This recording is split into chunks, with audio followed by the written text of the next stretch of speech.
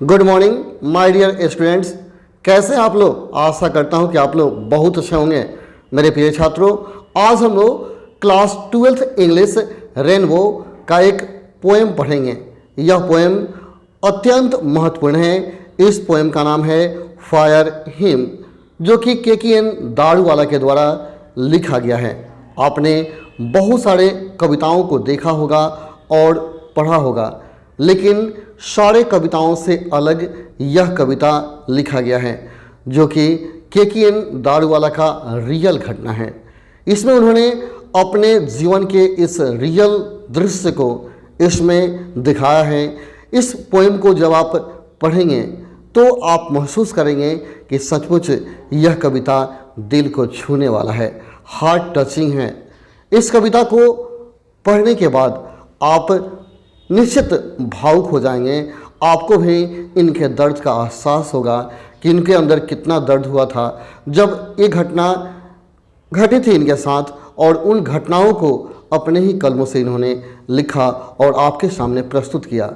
जब उनके ही अपने बच्चे की डेथ होती है तो उससे उनको बहुत सारा कष्ट होता है। उसी कष्ट को उन्होंने इस कविता में लिख डाला है। तो चलिए बिना समय गवाए हम लोग इस सुंदर से कविता को पढ़ते हैं, जो कि फायर हिम है और KKN दारूवाला के द्वारा लिखा गया है। और मैं आपसे छोटा सा रिक्वेस्ट करूंगा कि यदि आप इस चैनल पर पहली बार आए हैं तो इसे ज़रूर सब्सक्राइब कर लेंगे, क्योंकि यहाँ से आपके सभी विषयों की तैयारी बहुत ही बढ़िया करा दी जाएगी। चलिए पोएम को शुरू करते हैं और पढ़ते हैं। आप दिल लगाकर देखिएगा।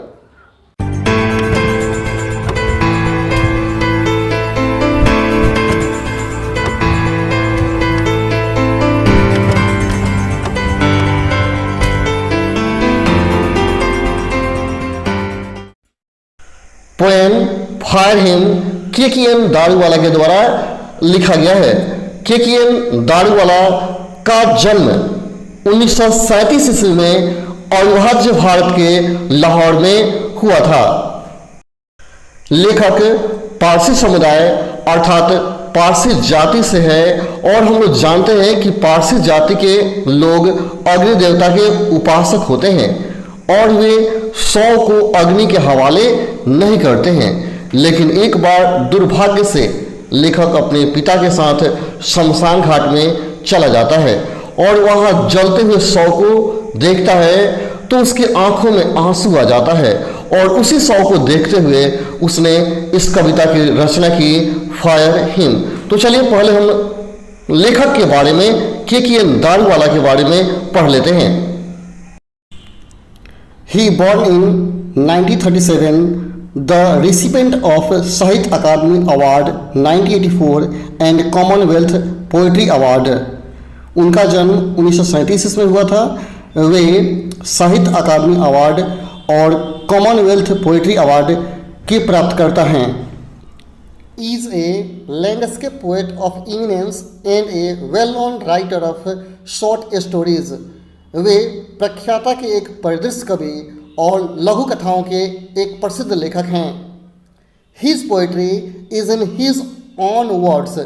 उनकी कविता उनके अपने शब्दों में है। A totally impressionistic recording of subjective response.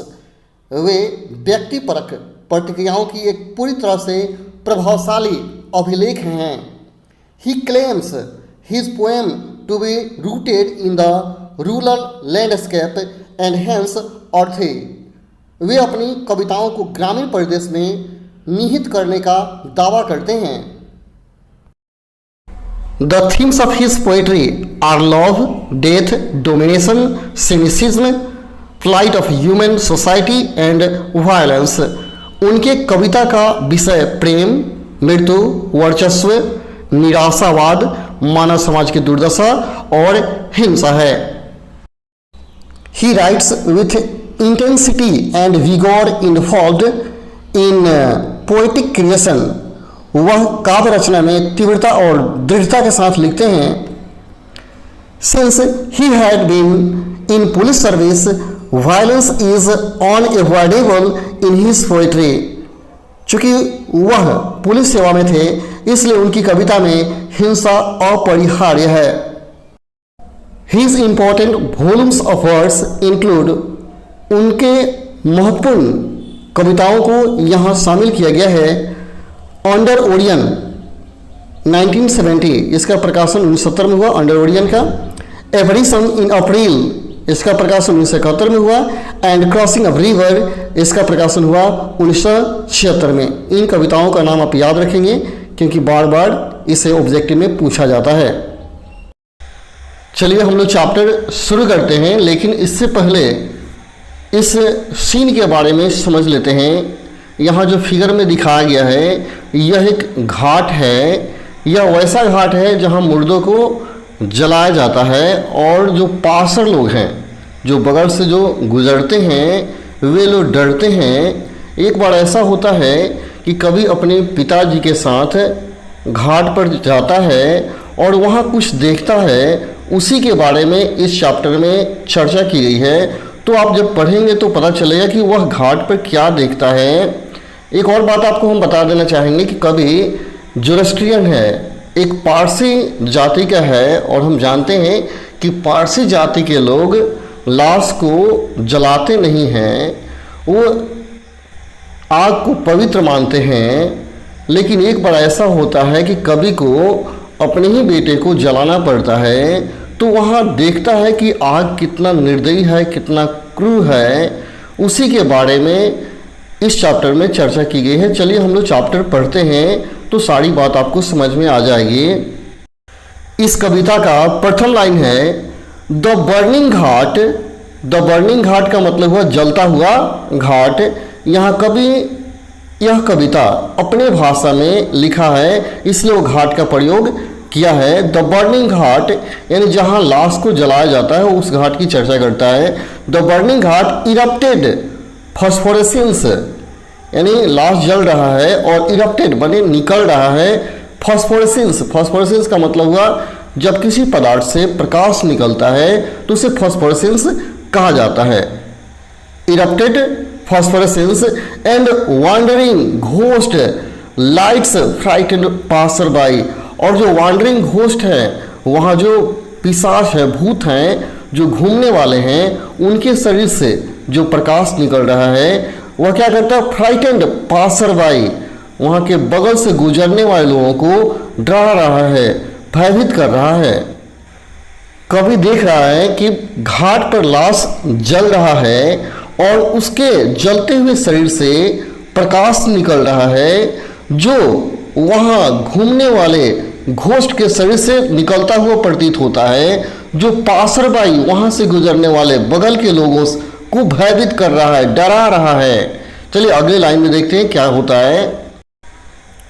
As moonlight scuttled among the bones, जैसा कि हम जानते हैं कि कभी जब लाश को जलाने के लिए गया है, वह रात का समय है और चांदनी रात है, तो देख रहा है कि as moonlight scuttled among the bones, यानी चांदनी रात से जो प्रकाश निकल रहा है वो हड्डियों के बीच से होकर तीव्रता से जा रहा है, यानी उस जलते हुए लाश से भी प्रकाश निकल रहा है और चांदनी रात का प्रकाश जो निकल रहा है वे आपस में स्कटल्ड हो रहे हैं। Once strolling a down past river bank and ghat, और जो भयावह स्थिति उत्पन्न होती है वह नदियों के बैंक एंड घाट तक पूरा फैल जाती है, स्ट्रॉलिंग हो जाती है। A down past river bank and ghat. आगे कवि कहते हैं we saw embers losing their cruel redness. यहाँ एम्बर्स का मतलब है आग का चिंगारा। तो कहते हैं कभी कि वी सा, यानी हम लोगों ने देखा, यानी कभी अपने पिताजी के साथ घाट पे गया हुआ है तो बोल रहे वी सा, हम लोगों ने देखा embers losing their cruel redness, हम लोगों ने देखा कि जो आग का चिंगारा है अपना जो क्रूल निर्दयी रेडनेस है, लालीपन है, उसे खो रहा है। यहाँ क्रूल रेडनेस, इस लाइन पर थोड़ा सा आप ध्यान देंगे क्योंकि यह बिहार बोर्ड के एग्जाम में बार बार पूछा जाता है। तो ये कवि कह रहा है कि हम लोगों ने जब वहाँ देखा कि जो आग के चिंगारे का जो रेडनेस है, क्रूल निर्दयी रेडनेस है, वो अपना खो रहा है।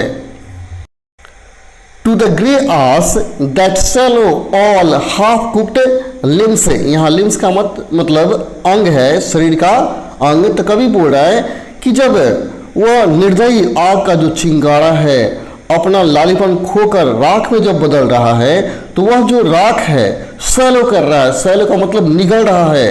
किसको? ऑल हाफ कुक्ड लिम्स, यानी जितने भी अधपके अंग है, लिम्स माने अधपका अंग, हाफ कुक लिम्स है, उसको निगल रहा है।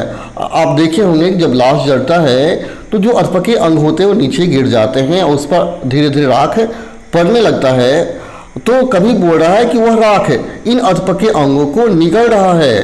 To the grey ash that swallow all half cooked limbs bore witness to the fire's debauchery. My father said, "You see those half-burnt finger and bone stalks." कवि बोल रहा है कि मेरे पिताजी इस बात का गवाह हैं। कहता है bore witness to the fire debauchery, यानी जो आग का डिवॉर्चरी है, डिवॉर्चरी बने उसका निर्दयीपन है, उसका जो क्रूरता व्यवहार है, उसका जो दुर्व्यवहार है, उसके मेरे पिताजी क्या है? गवाह हैं, विटनेस हैं। माई फादर सेड, मेरे पिताजी ने मुझसे कहा, यू सी, तुम देखो, दोज हाफ बर्न फिंगर, उस जले उंगलियों को, एंड बोन स्टॉक्स, और उस बोन स्टॉक्स को। बोन स्टॉक, यहाँ बोन का मतलब तो हड्डी होता है और स्टॉक्स का मतलब हुआ आधा जला हुआ। और आपके किताब में दिया गया है स्टॉक्स का मतलब the remains that have not been bonds, यानी वैसी हड्डी जो पूरा नहीं जली हुई है। तो कवि बोल रहा है कि मेरे पिताजी इस बात का गवाह हैं कि ये जो आग है ये इसका व्यवहार काफ़ी निर्दयीपन है, काफ़ी दुर्व्यवहार करता है और उन फिंगरों को, उन हड्डियों को आधा जला करके छोड़ देता है। आगे कवि कहते हैं the fire eight times forgets it's dad. कभी कभी आग भी भूल जाता है कि वो खुद डैड है, खुद मरा हुआ है और मरे हुए के साथ कैसा व्यवहार कर रहा है। ए जोरोस्ट्रियन आई, कवि कह रहा है कि मैं एक जोरोस्ट्रियन हूँ, मैं एक पारसी हूँ। My child fingers clench into a little knot of pain. जिस तरह आग चाइल्ड के साथ व्यवहार कर रहा है, I sure to save fire, फिर भी मैं शपथ लेता हूँ कि इस आग को बचाऊंगा from the scene of forgetfulness, उसके भूलने की जो आदत है आग की, उससे मैं उसकी रक्षा करूंगा, इसकी मैं शपथ लेता हूँ। यानी कवि के कहने का मतलब है कि आग भुला जाता है, कोई एक मृत्यु है, वो कैसा व्यवहार कर रहा है, मृतकों के साथ आधा जलाकर छोड़ देता है। उसकी जो पाप है, ये भूलने की जो आदत है, मैं उससे उसे आग की रक्षा करूंगा, इसकी मैं शपथ लेता हूं। अगले पंक्ति में कवि कहते हैं it never forgot and 20 years since, यानी 20 साल बाद भी मैंने कभी भूला नहीं। As consigned my first born to the flames, और मैंने अपने प्रथम जन्मे बच्चे को आग के हवाले कर दिया था। The nearest tower of silence was 1000 miles, क्योंकि जो नियरेस्ट टावर ऑफ साइलेंस है वह हजारों माइल क्या था? दूर था। जैसा कि मैंने बताया था कि पारसी जाति के लोग आग को पवित्र मानते हैं और लाश को आग के हवाले नहीं करते हैं, नहीं जलाते नहीं है। लेकिन टावर ऑफ साइलेंस जो था बहुत दूर था। टावर ऑफ साइलेंस क्या है? ये पारसी लोगों का एक जगह है जहाँ पे वो लोग क्या करते हैं, मरने के बाद लाश को जाकर रख देते हैं, लेकिन वो बहुत दूर था, जिसके वजह से उन्होंने अपने प्रथम जन्मे बच्चे को आग के हवाले कर दिया था। तो कवि का मानना है कि उन्होंने भी एक पाप किया था जो कि उनको नहीं करना चाहिए था। यहाँ जो फिगर में दिखाया गया है यही एक टावर ऑफ साइलेंस है, जहाँ पारसी लोग मरने के बाद लाश को जाकर रख आते हैं और गीध वगैरह आकर के उसको, भल्चर जो होते हैं आकर उसको खाते हैं और उसका भक्षण करते हैं। तो यही है टावर ऑफ साइलेंस। वो लोग लाश को आग के हवाले नहीं करते, यहीं आकर रख देते हैं। अगले लाइन में कवि कहते हैं the for him said to me you stand for given broken it resilience. कवि बोलते हैं कि for him said to me, आग ने मुझसे कहा, यू स्टैंड फॉर गिवन, कि तुम अपना निश्चय भूल गए, ब्रोकन इट रिविलियंस, तुमने क्या किया, वो जो कसम खाया था उसे तोड़ दिया और बागी बन गए। आई श्योर दिस टाइम, उसी समय मैंने फिर से कसम खाया, to save it from the scene of forgiving, कि मैं आग को इसके भूलने की जो आदत है इससे इसकी रक्षा करूँगा। आग का जो पाप है मैं उससे इसकी रक्षा करूँगा, क्योंकि मैंने भी एक पाप किया, ये भी पाप करता है, मैं इसकी रक्षा आज से करूँगा। पोएम यहीं ख़त्म हो जाता है। आशा है कि आपको ये पोएम समझ में आया होगा। यदि आपको ये वीडियो अच्छा लगा है तो आप चैनल को निश्चित रूप से सब्सक्राइब करें और मेरा सपोर्ट करें। चले तो आज हम लोग इतना ही रहने देते हैं, फिर मिलते हैं कल हम लोग अगले वीडियो में। तब तक के लिए धन्यवाद। जय हिंद, जय भारत।